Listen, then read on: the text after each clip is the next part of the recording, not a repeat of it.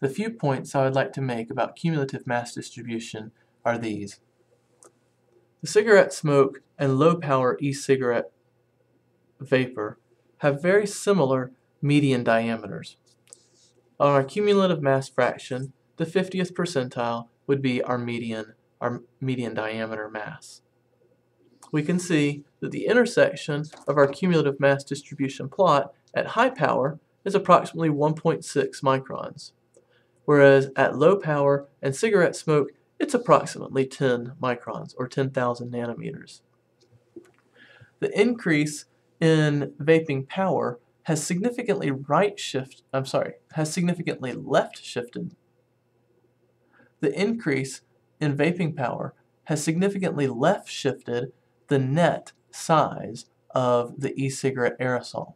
Though we saw a loss in abundance of nano-sized aerosols, we saw a tremendous increase in our mass of roughly 1 micron particles. Since there's so much more mass dominated by this peak, we see a net left shifting in our cumulative mass distributions.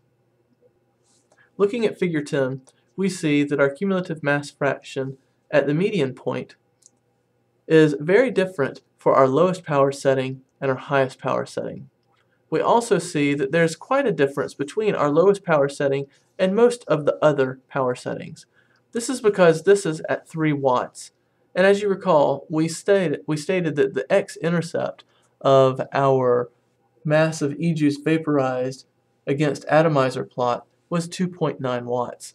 We believe that this may be still right on the cusp of that transition point where not much mass is being evolved or vaporized because most of the energy is being sunk into the wick and the surrounding e-juice.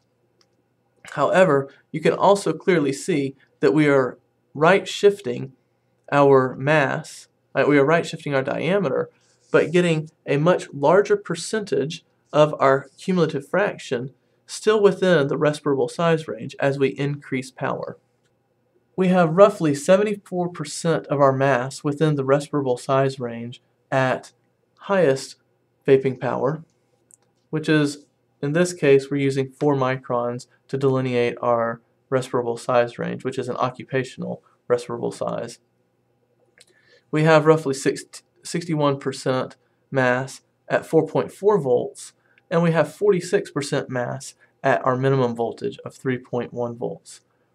This is slightly different results than we got when we actually used the e-cigarette battery, and this may be because the e-cigarette battery was incapable of actually supplying the current that was necessary to drive this atomizer at the stated voltage. This is likely not a concern for high-performance batteries that are found in recent second-generation and third-generation e-cigarettes.